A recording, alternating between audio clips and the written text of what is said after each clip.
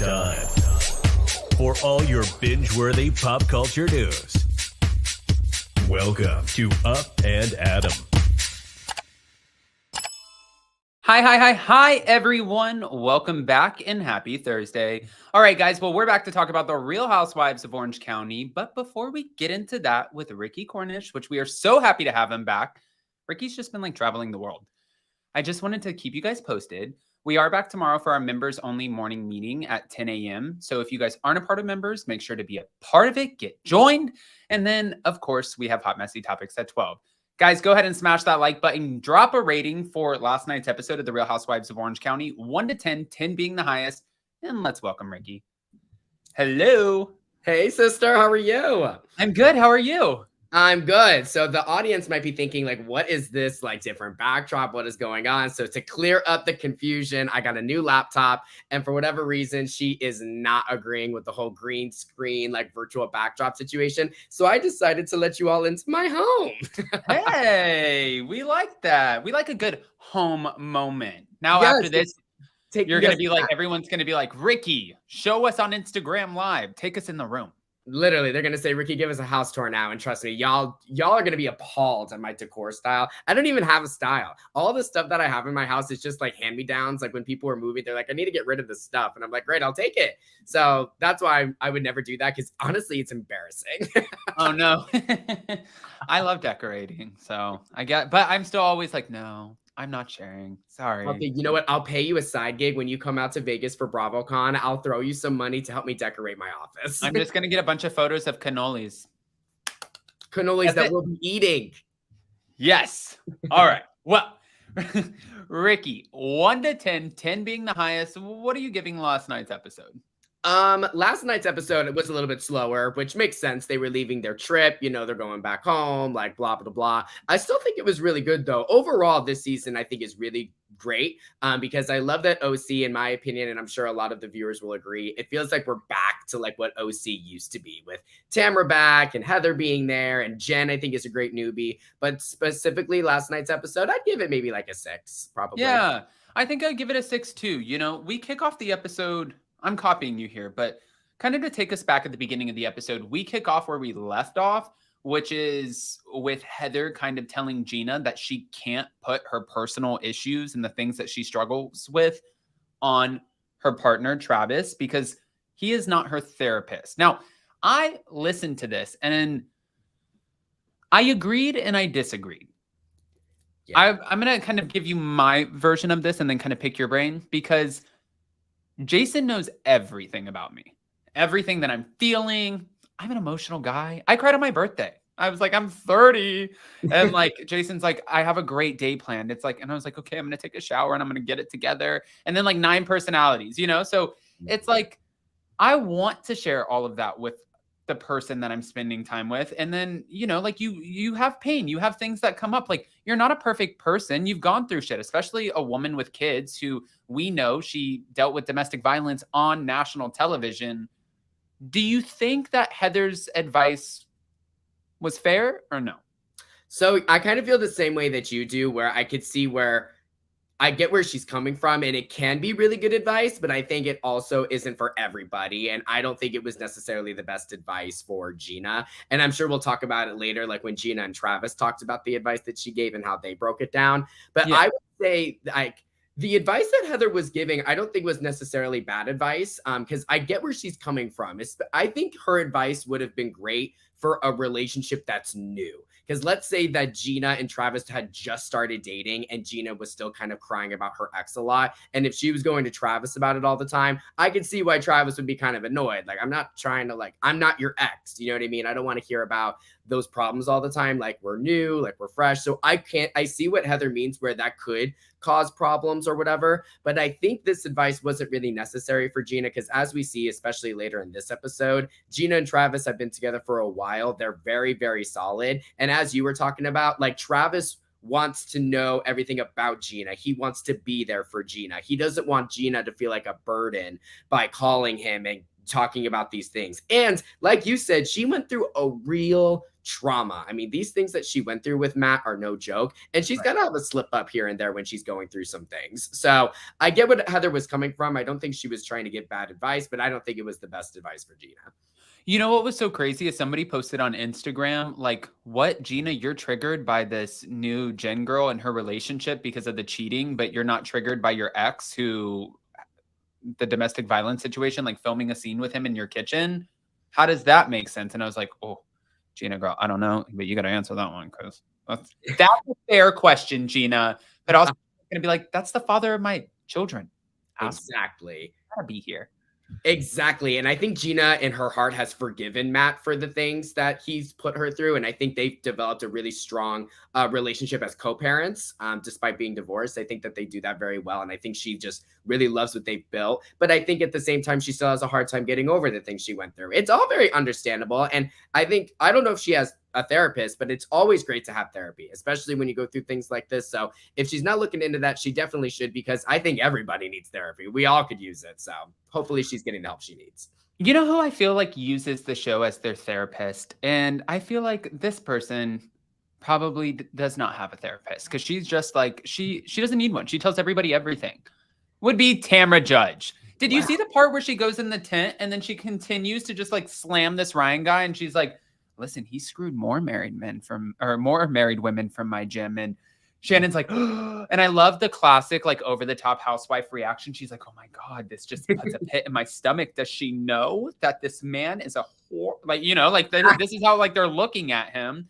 And I'm like, Tamra, you are messy as hell, girl. I also, have you noticed that all of the women are competing for her attention?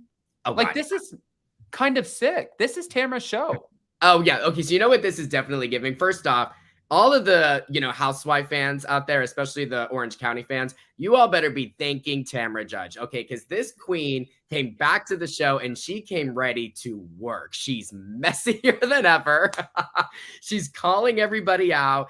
She's doing what honestly OC has needed for quite some time. And she's not afraid of anybody. And that kind of ties into what you're saying, how they're all kind of afraid of her a little bit. I kind of think what Tamra's experiencing right now, or what we're seeing, is exactly what Heather went through last season. I think when Heather came back, she was kind of on this mission to lead the cast in the show, because that's kind of what she was assigned to do, if you ask me. And I think all of the girls were kind of like intimidated by Heather a little bit. And now we're seeing that this season, because now Tamra's back, who's an even bigger force, you could argue, than Heather. And I think they're all kind of like figuring out what they think of Tamra. But also Tamra's interesting because not only is she coming back and doing what she does best as, really an OG. I know she's not considered like technically an OG, but she really is at the end of the day. Kind of, yeah.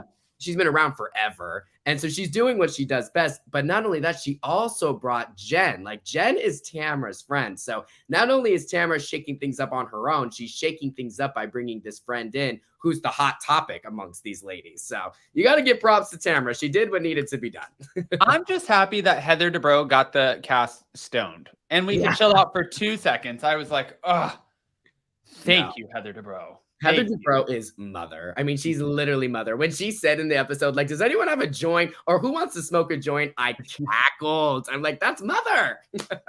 There she is. There she is. And, there, of course, like, we know that they attempted to sleep in the tent, which, by the way, if I had $1 million villa, I would not be sleeping in the tent. But I want to go over to this situation for a second. Actually, it started here. But Jennifer ends up telling Ryan when she gets home about Tamra's attacks. But before she got home, she did kind of give him a heads up.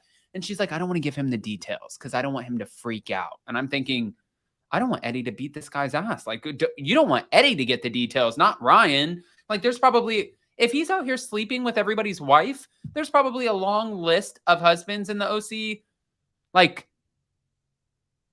that don't like this guy. I'm just guessing. Right? If you have that big of a reputation, they all go to the same places. They go to the quiet woman. They go to the, it's not my fucking plate, bitch. You know what I mean? Like, it's like, we see them in the same places. It's obviously a small community. So I'm just waiting. Like, if I hear, and I'm not one to promote violence or anything like that, but if I hear a story of like Ryan running into somebody's ex-husband, I'm like, I'm not going to be surprised when I hear the rest of that story, because this is like a little crazy. You can't just go sleep with everybody's wife. I know. No, it's seriously crazy, but I hate to say it. Like, if his reputation really is as bad as they're making it out to be, dude, you signed up to be on the show, and Jen signed up to be on the show as well. Like, they must have known that this was going to be brought up. I'm sure they're probably disappointed in Tamra being the one who's like continuously bringing it up. And like, now we're seeing her filming one-on-ones with Eddie about it. And like, Tamra's really bringing this out on the show. And I'm sure Jen and Ryan are a little disappointed by that, just given the fact that they seem to really have a good friendship with Tamra and Eddie. So that is very disappointing. But at the same time, I mean, listen, if your reputation really is known as a serial cheater, I mean, it's not just like you cheated once, like you continuously cheat on people. Like, that's really, really bad. So you must have known that was going to come out on the show. Like, come on. And also, I would never get into a relationship with somebody who's and I get it. Like, I feel so bad. I'm looking at Jen and she seems so sweet. She's like, this is like one of those quintessential moments of like, whether it's the woman trying to fix the man trying to fix the woman, but it's like, oh my God, you don't see the good in him. Like I see another side. I know he has this past, but he would never do that to me. And I'm like over here, like, no, girl, listen to Heather Dubrow, because when Heather said, when someone shows you who they are or tells you who they are, you have to listen. It's like, no, he's telling you, not like I cheated once. I have never been faithful in a relationship ever. Ooh. Like, that's bad, Jen. It's bad. I honestly, I mean, it's so hard because like it's very obvious that Jen really fell for Ryan, which is amazing. But like, I feel bad. Even like in her housewife confessional, she's admitting, she's like, I do worry sometimes, and I am concerned that he might cheat one day. I mean, girl, I would love to get your opinion on this, because like I'm single, so I don't really have these issues. But like, wouldn't you argue, like, if you were worried, like if you were even contemplating day in and day out that Jason could potentially cheat on you, wouldn't you like consider that a huge red flag and like proceed with caution when it comes to a relationship?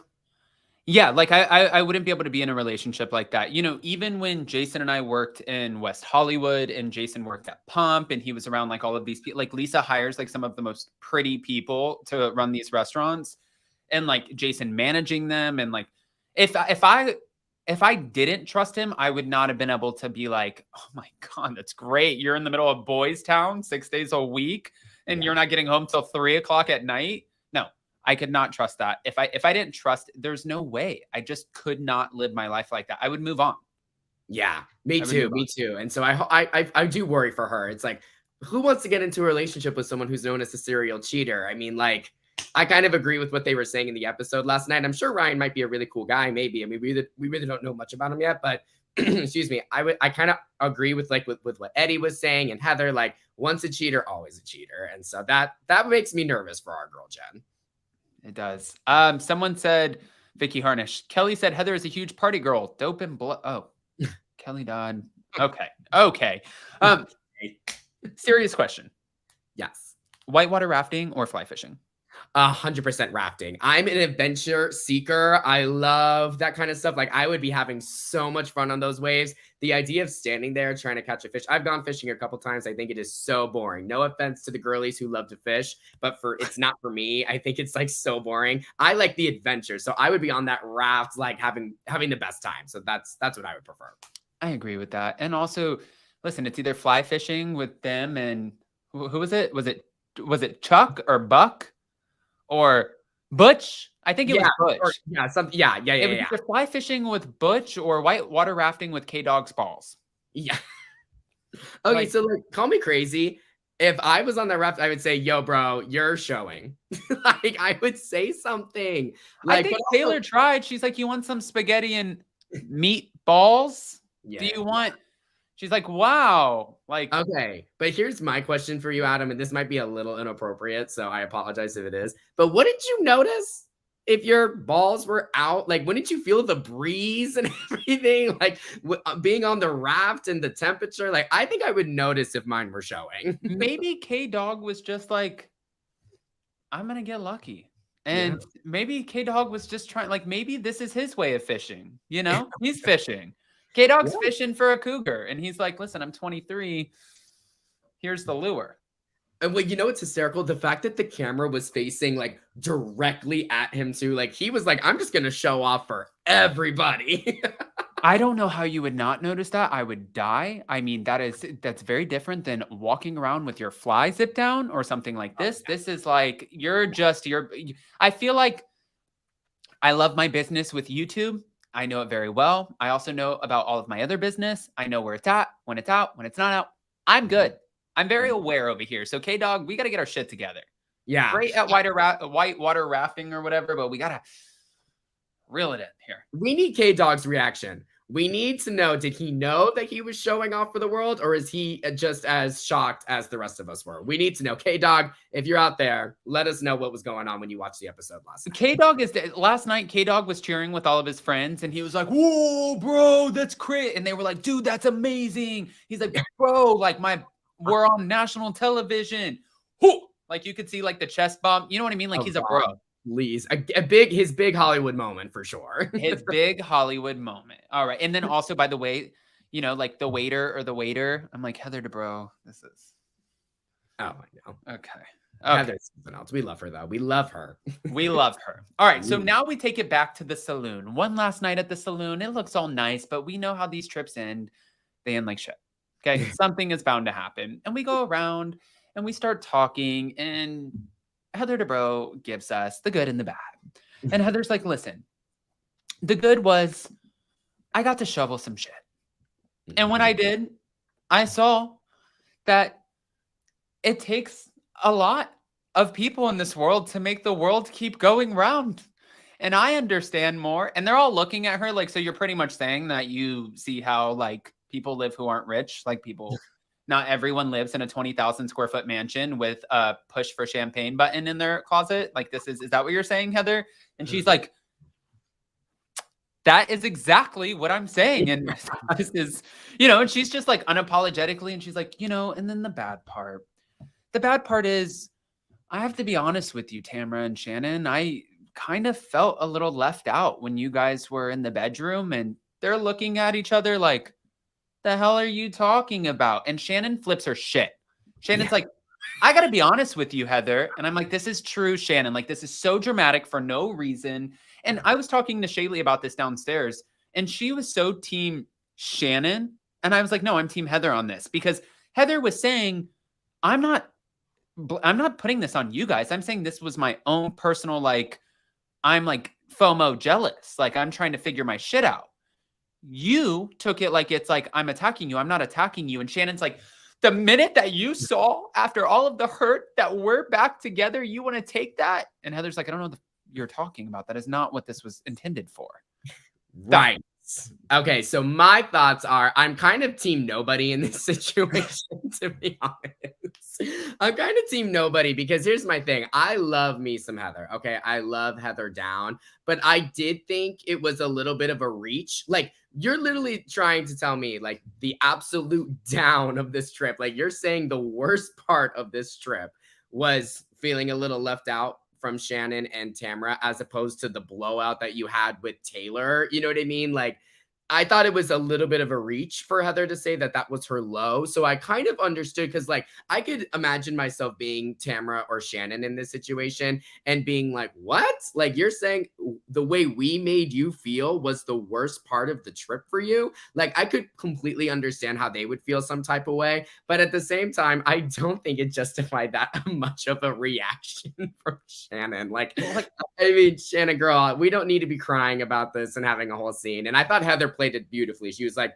I'm just saying I felt some type of way. I'm not saying you guys did anything wrong. Like, I think Heather did a very good job of cleaning it up.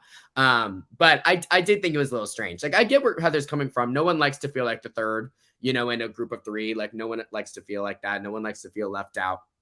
But I could also understand why Tamra and Shannon would be a little shocked. Like, that was the worst part of your trip for you. Like, but overall, I think this was kind of silly.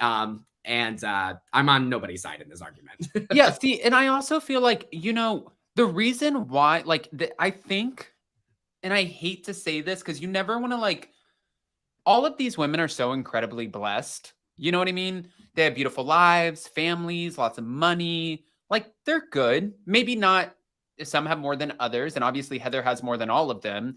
And I wonder if part of this is like a jealousy. Like, she like uses these words and sometimes they look at each other and they're like, I don't know what the hell that means. And she's like, I'm not trying to malign you. And you're like, what did that just call me? Not malign me. Wait, hold on.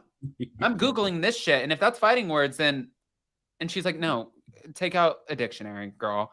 You know what I mean? Like she talks that way. She has this opulent lifestyle. And I think sometimes they look at her like, you're not related. We can't relate to you. And it almost makes me feel like after her season 16 return, how they did the whole intro for her and put the whole season around her, which was kind of a flop. And they did the same thing with Tamra going into this season.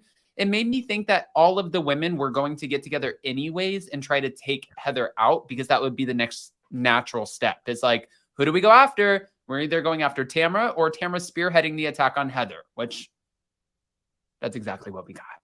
Yeah, I definitely think the biggest thing that came from this last episode is that the argument itself is stupid, but we see the cracks starting. I think this was going to be the first big thing that's going to drive a wedge between Heather and Tamra and Shannon.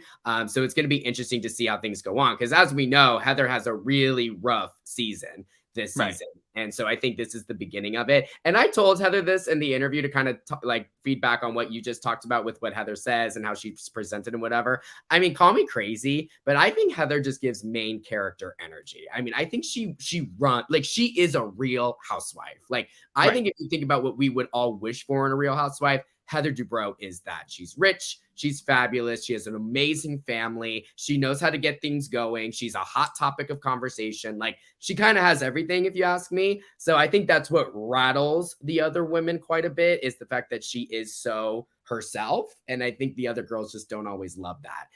So that's at least my hot take on it. I just really think Heather's great. And I think that last night is the beginning of the crumblings between this group of friends. Right. And I also think that she adds something different in the sense that a lot of housewives have to get together and figure out their stories for the next season. And she has so many moving parts. And it's not because like she's trying to, but it's, you know, like her children and, you know, announcing that they're part of the LGBTQI plus community, going off to college, more businesses. We're moving to LA. We're still freaking filthy rich. You know what? Not only are we moving to LA, we're building a home family. We got to name it Casa something in Mexico. And then we're also building one over here in Montana. And then we're buying the penthouse in LA. Like, there's so much shit that's going on in her life that she doesn't need to come up with anything to be relevant. And I think that also probably annoys people a little bit. What did you think though, when Heather in front of the table, when they were all sitting there and they were doing the back and forth, when all of the ladies kind of voiced their concern about how long Travis will put up with that? And I forgot exactly what Heather's words were, but she's like, you don't want to be a burden or something like that. And Gina was like, deal with that. Deal. I get where Gina's coming from in that situation for sure. I wouldn't like that either. Again, I personally think if this was a new relationship and someone was telling me, I don't know how much like, your new boo will love you talking like that and doing that, I would understand where they're coming from. But the fact is, I don't know how long Gina and Travis have been together now, but it's been a while. I mean, they live together. They're literally raising their kids together. Like, so if someone said to me, I don't know how long someone will stick around with that type of behavior, I would feel some type of way too. And also, it's very obvious that Gina was just emotionally hostile this whole trip. You know, she's crying, like she was kind of going through it. So I think anything that somebody would have said in that realm would have set her off. And I think that's just what Heather did, you know? Right. I also wonder, because all of the rumors before they started filming were saying, like, the rumors, everybody, we know how these mills go, especially in the Bravo world. Taylor Armstrong is coming back to take Gina's spot. Gina demoted to friend. And she's like, girl, I'm about to give you all the emotions. You want heightened emotions? I'm about to Shannon Bedore the hell out of this. You know? And because you see them and you either know how to put it on or not. Like Jason and I talked about this. There was one scene in the very beginning of the season where Heather Dubrow and Tamra Judge were filming with Gina, and they were so good at carrying the dialogue, and Gina was watching them, like kind of trying to figure out how to fit into it. And it's like, oh, those moments are obvious when you know who the true housewives are in this. And then you see like moments last night that a lot of viewers, I don't think, would dissect it the same way that we might. But when you see Tamra and Eddie walking and they're hiking, and he's like, you know, how was your trip? And Tamra's like, well, I got to tell you what happened. I'm like, you guys don't think that she was telling him the whole time? Like, you don't think that she got home and she's like, Eddie, listen to this. And then like this, I'm going to tell you all of this. I just want to gear you up. I'm going to tell you that Ryan said he was going to me. And, you know, just we're going to film the scene tomorrow, because you can see like the reactions are just, you know what I mean? Yes, 100%. And the best was when Eddie said, what did he say? He had some tea, like that this group of guys had told him something also. And Tamara was like, what? They did? It was just kind of like, you guys, seriously? So not only was their conversation kind of obvious, Jen's and Ryan's conversation, girl, please. Like, Jen had given him the heads up before they started filming. I mean, his reputation as a serial cheater was brought up in Montana. Give me a break. Like, when he's swearing, that's not true. I'm like,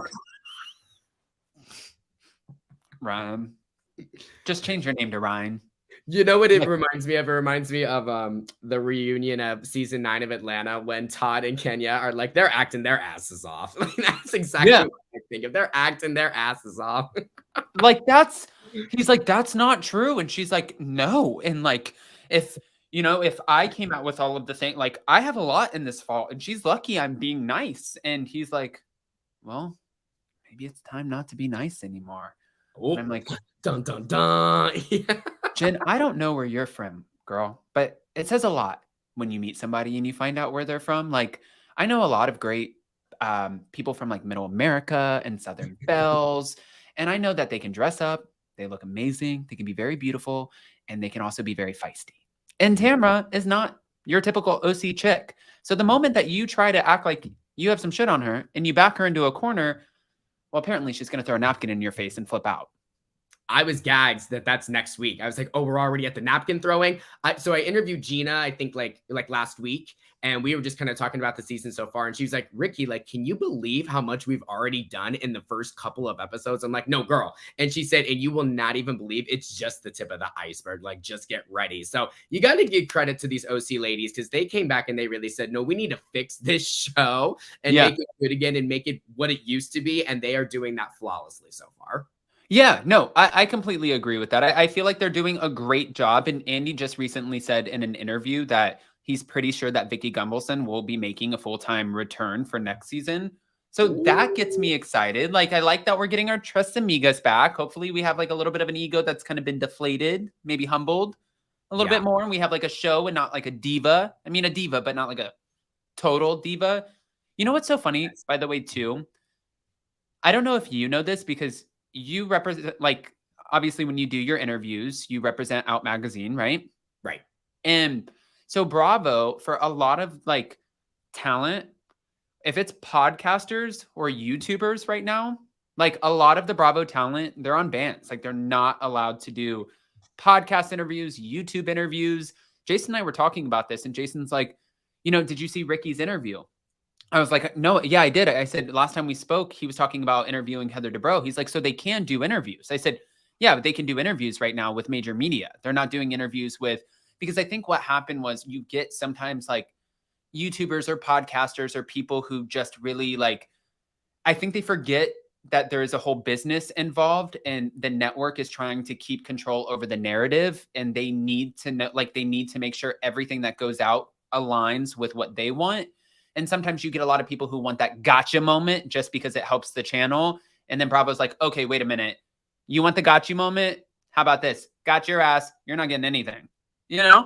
Yeah, I did not know about that. That's super, super interesting. I didn't realize they were kind of on a podcast hold right now because I'm sure you'll agree. I personally find not just housewives, but celebrities in general, like anybody, like when they go on a podcast, they're way more loose-lipped. They're way more comfortable. Like that's just at least what I've observed because podcasts are just so conversational. They're so easy. They're so fun versus when you're doing like a full-on interview and it's like going in the press, like even though it's kind of silly nowadays because like, you can get just as much information from a magazine in a podcast interview. Like people, as long as they're talking, you'll probably get some good information anywhere. But I think just given the history of media and interviews and all of that, there's just more of like an official, I guess, status you can say. Like, I don't know if that's correct, but you know what I mean? Yeah. So I didn't realize that. That's interesting. Cause yeah, I personally haven't had any like real slowdown or anything like that. Thankfully, I'm still rocking and rolling. I actually just got to interview Erica yesterday. Oh, did you? Yeah, which was so awesome about her Vegas residency. And of course, we talked about a couple Beverly Hills things. I haven't posted it just yet, but I'll probably be posting maybe a clip or two either today, tomorrow, or at the very latest early next week. So I'm excited for people to check that out because she was awesome. That's so exciting. See, you know what I mean? I think that's also great. I think it's smart too, as for Bravo as a network and a business. Like you said, just to button it up, it's like you're a little bit more loose-lipped and comfortable in these podcast conversations and say things, and there's not. I don't know. Listen, I'm not mad at you, Bravo. I get it. Yes. I get it. We're manifesting Adam's interviews to return. No, listen, it's okay. As much as I love them, I love our interviews. If we get breaks, we're okay with breaks. Bravo. Yes. Sometimes it's needed. Yes. Yeah. Sometimes it's needed. Oh, by the way, I saw in the live chat where some people were asking about BravoCon tickets, and I think Shaylee said that they are supposed to go on sale July 21st. Ooh, so, yeah, y'all better book your flights. Make it happen. I cannot wait for BravoCon. I can't believe we're getting closer. It's going to be here before we know it. We are right around the corner. And, BravoCon, it kind of feels like just like a little sea of stars. And speaking of a sea of stars, before we end up wrapping this up, I had to ask you about another person. Okay. Little Annabelle. Yeah. What was that? I'm bored. I hate to say it. She's a cute girl, and I like Emily. Mm-hmm. I'm bored. I don't want to see these kids modeling. I'm so bored. I don't even care. Okay, I'll be honest with you guys. Like, I started watching Housewives at the end of my high school run. I don't know if you know this. I'll keep this short because I know we're short on time. But what's funny is the reason I actually started watching Housewives, this is like exclusive, Adam. The reason I started watching Housewives is because Dorit, of course, on Beverly Hills, like was very friendly with my uncle growing up in high school. Like they kind of like grew up together. They were like really, really close. And so when it was announced that Dorit was joining the Real Housewives of Beverly Hills, my uncle's texting us. He's like, "Oh my God, you guys, like Dorit's going to be on this show." And I think my mom has met her. I know for a fact my dad has. And like, this is all pre-Housewives or whatever, right? And so when this happened, we were like, "Oh, well, we got to support. Like, let's watch." So we started watching Dorit on Beverly Hills. And then my mom was like, "Wait, this is like really entertaining. I'm going to try watching the other franchises." And then she started watching. That's when I think Kelly Dodd joined OC. That's when Margaret joined New Jersey. Like there was like a lot going on in the Housewives world when we first started watching. And so we all kind of got into it, right? And now obviously me then working in media, I started, interviewing these housewives and stuff. So it's very full circle. And I bring this up because Dorit's when I started watching Beverly Hills. So I never watched it when Yolanda was on and she had Gigi and Bella and like they were kind of going through a similar thing on the Housewives. But I would like to think, I don't really think that's that interesting either. Like love Gigi, love Bella, like that's cool, but I don't really want to see Yolanda. I don't really like the momager storyline. It's basically what I'm trying to say. I wasn't that interested when Lisa Rinna did it with her daughters. Like I think it's kind of boring. So then Emily trying to do it with Annabelle, I'm like, I forgot who said this. I think it was even Tamra who said it on Two Teas in a Pod, or it was Teddy. But one of them said like, I'm good on the kids. Like, I really don't love the scenes with the kids. And I get that. And I understand that the network is trying to show them as like a full circle. Like she's a mom, she's a wife, she's a villain. She could do it all. You know what I mean? But yeah. Again, my original question, I think I brought this up the last time. Where is her storyline of her saving the people who are wrongfully prosecuted? Where is that? I thought that storyline was actually interesting. And now she's taken her kid to modeling like stuff. What? Like, I don't understand. Like, what happens? Like, why did we go from that to this? I'm still waiting for her to explain that. I'm hoping she will at some point, but like, I thought that storyline was actually very interesting. And I thought it would have been very cool to see her using her law degree and like, her profession to help people who were wrongfully prosecuted. But now I'm just seeing her taking her to, a modeling agency. I'm like, I don't want to see this. Like, what happened? Yeah.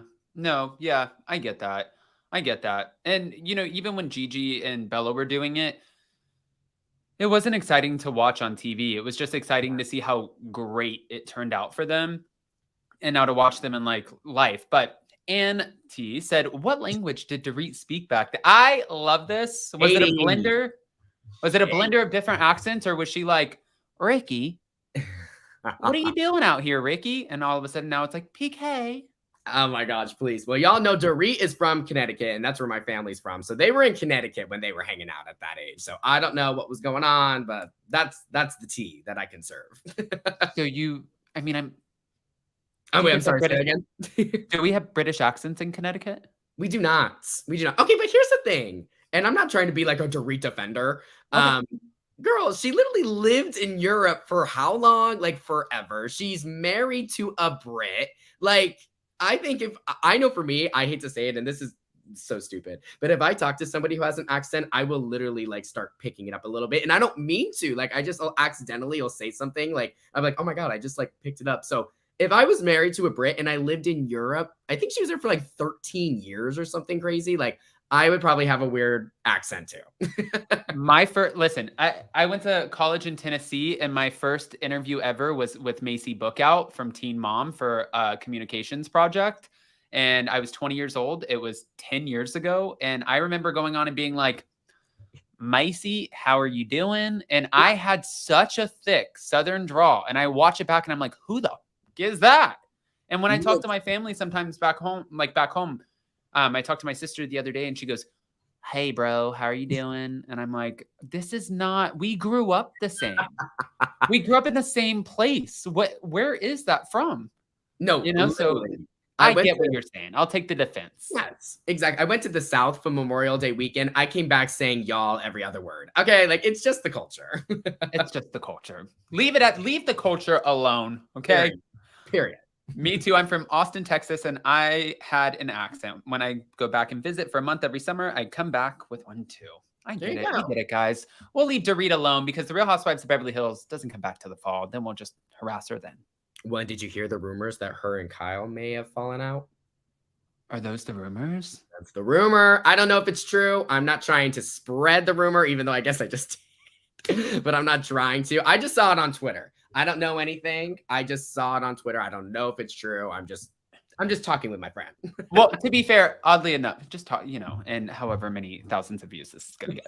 But, to be fair, if you see all of the photos and stuff surfacing after the Mauricio and Kyle split, non-split, you see a lot of her and Teddy. You see her and like her family. We don't really see Dorit around. And Dorit and PK have always been so close to Mauricio. And then, of course, always the rumors of Mauricio and Dorit. Like, that's just messy, though. It's so messy. That's not right. It's one thing that, like you're saying, and I think that's where these rumors are stemming from. We're not seeing Kyle and Dorit hanging out. So I think that's why people are saying, did they fall out? Like, we're not seeing them around. So I could see why that rumor's kind of coming about. But Dorit sleeping around with Mauricio is so messy, and that is so not right. It was funny, too, because people were asking me because Allison Dubois, the medium, she did an interview and people were like, Adam, what do you think Kyle and Mauricio are going to say? And I'm like, you're joking, right? They're not giving this woman the time of day. They're not going to answer her. They're going to think they're probably, if anything, they'll retag her in a post with a clown emoji over her face. Like they're not giving her, you know what I mean? I'm not dissing Allison Dubois. I'm just saying like, they're not giving you a comment. No, like imagine if you were Kyle and Mauricio, you would not want to fuel the fire, especially if somebody was saying some stuff like that so long ago. Like, you definitely don't want to, at the very least, direct that person at all. At all. No way. I think that's the best way to maneuver too. I think that there's so many times where people like they try to get something out of you, or they try to get a reaction. Or I mean, listen, paparazzi, they've been doing it for years, and that's like Britney Spears with like the umbrella and shit like that. But like, even in this, like with reality TV and sometimes even doing these jobs where you get people and sometimes they like to say things, it's like they just want you to give them a reaction so they can keep going and get bigger and whatever. And it's like when Kathy Hilton said silence is golden, she wasn't joking. It really is golden. Like just you maintain your power by just not saying anything. Exactly. Until the cameras are rolling, honey. Keep that power. Yeah. I don't get paid to argue with you. No. Get out of here. No. You're not paying my bills. Okay. All right. Ricky, I appreciate the heck out of you. Thank you as always. And if they don't know, will you let them know? Let's bring you up here. Yes. You can find me on all the socials at Ricky Cornish. And yeah, any Super Bravo fans out there, you might have seen a couple clips of me recently. Gina just retweeted a clip of us on her Twitter, us talking about Vicky's return. So if you guys haven't seen that, definitely go check it out. My Instagram is really just me being fun and flirty and, having a hot girl moment. Having a hot girl moment. But Twitter is really where you'll see a lot of my housewife stuff. That's where I like to post a lot of clips and stuff like that. So Twitter is definitely the place to be. And then I was going to say, actually, before we go, Adam, I was going to say, I think my favorite moment from last night's episode was Travis's confessionals. I just absolutely loved everything that he was saying about her. Like, I fell in love with him. I'm jealous of Gina. So I just wanted to throw that out there. Travis, you're a class act, my friend. No, I had that on the bottom of my notes because it was the last one. It says Travis, his confessional and understanding for her feelings is wow. Like Kathy Hilton, my notes where I'm just like, I get it. Nobody else would get that. But yes, absolutely. When I saw the confessional and I saw his reasoning and the understanding behind that, there's so many people who aren't confident enough in themselves and in their relationship that they could never be that way, or they could, you know what I mean? Like a lot of people, first of all, her ex-husband is a very attractive man. Very. And Travis is like here, he's telling Gina, he's like, you just got me in my belly. You know, like the guy has he has a good personality, and like you're looking at this other guy and you're like, man, that was her ex. Like, okay, I like him. Love him. I feel like we've seen him a little bit, throughout the past few seasons. And like, he always just seemed like a cool guy. But I'm glad they finally gave him like a confessional and he was actually able to like speak on how he feels and stuff. And like everything he was saying, I literally was like pouting. I was just alone, eating some food, watching the episode last night. And he's saying this. I'm like, why can't I have a Travis? You're like messaging Gina. You're like, Gina, can I borrow your boyfriend for the day? I'm like, girl, you sharing? Are y'all open? I'm like, let's spice it up. She's like, no, Ricky, no.